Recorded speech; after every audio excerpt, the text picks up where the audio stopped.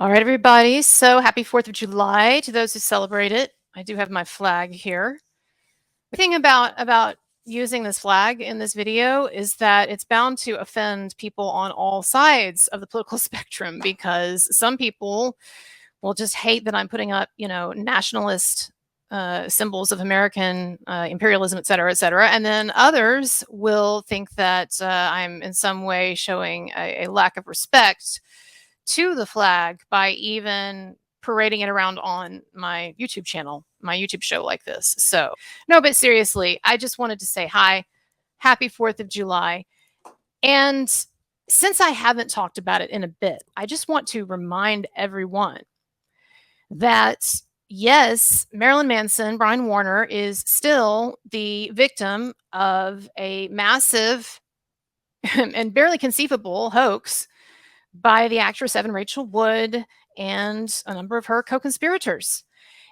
And I haven't talked about it in several weeks because I've been looking at other stuff, and there haven't been, in my mind, any significant developments in the Manson situation since we found out, what was it, almost 2 months ago, that Evan Rachel Wood had to give up custody of her child, and that she was, of course, blaming it on Marilyn Manson, Brian Warner, even though her own ex, Jamie Bell, father of this child, was accusing her of withholding the child and acting in very destructive ways. So anyway, point is, we had that bit of news 2 months ago, and then it's just been really quiet since then. I know that some people are really into the spitting court saga coming up, and I guess I should start paying attention to that since some of you were into that. Marilyn Manson, Brian Warner is accused of spitting on a camera person at a concert when the concert was going on and he was on stage. And yeah, when you're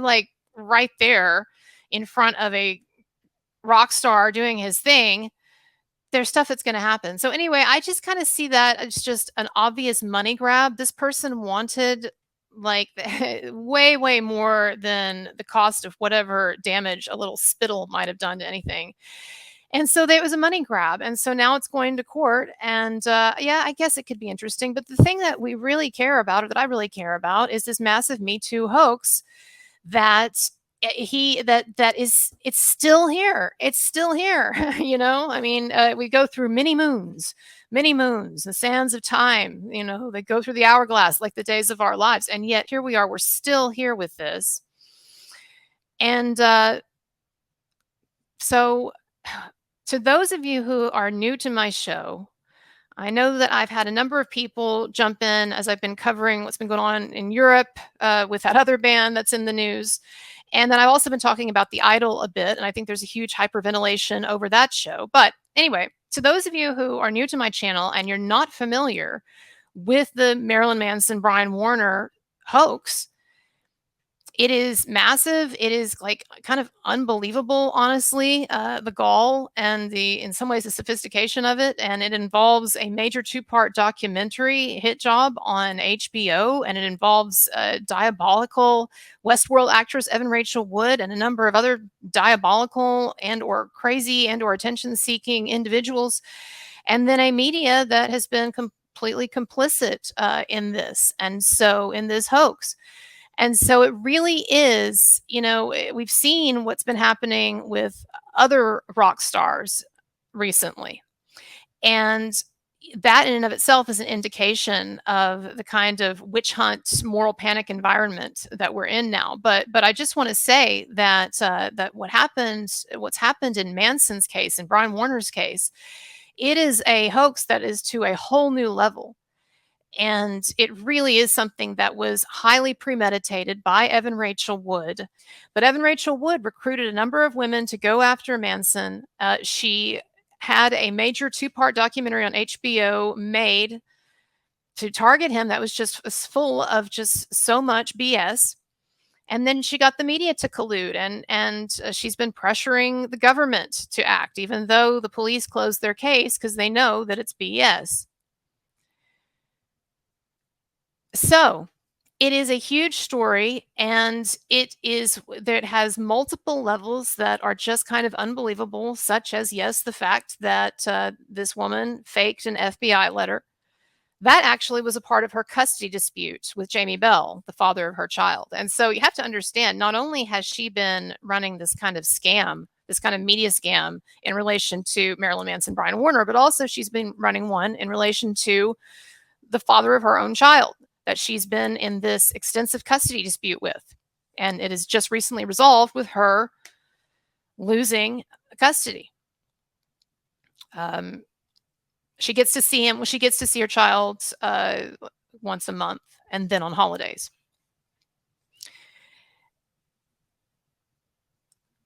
And so, where we're at with this right now is that there's just sort of this slow grinding, the grinding wheels in the legal system.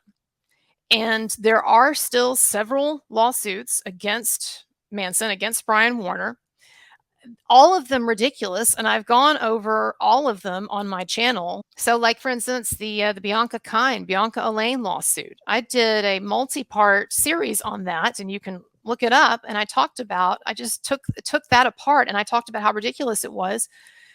One reason being that she, a couple of years ago, she did interviews and a very extensive podcast interview, like an hour and a half, where she gave a completely different story than the story that she's now giving her lawsuit. It's completely discrediting. There's all kinds of things that are completely discrediting. And so anyway, I think that it would be helpful ultimately to have at least one of these lawsuits not get settled, like Esme Bianco's was, and go to trial in terms of PR and getting the word out, but and keeping the story in the news, keeping the story alive, because I do think the story needs to be kept alive. I think one of the greatest dangers is that this story just kind of, as time goes on, it dies away, especially not having the Johnny Depp connection there anymore, because that story's over. I know people talk about, well, Amber Heard, she had a film out and she did an interview, and I know there are things that happen that people get upset about, right? But the main story is over.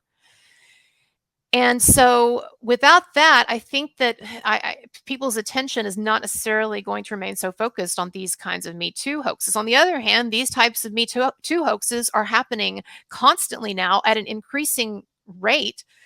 So maybe, you know what, maybe that will have an effect of keeping it front and center in people's attention. And that's what I've been trying to say, for instance, with what's been going on in Europe with that band, is that it is part of a wider problem of false Me Too type accusations of opportunistic and or crazy women, a colluding media, and just kind of a general, I think, sort of moral sex panic that's occurring right now that I didn't expect to come from the direction it's coming from. So anyway, to those of you who are new to this topic, I invite you to, I will be talking about it more in upcoming videos, but I invite you also to look at my my playlist for the Marilyn Manson case.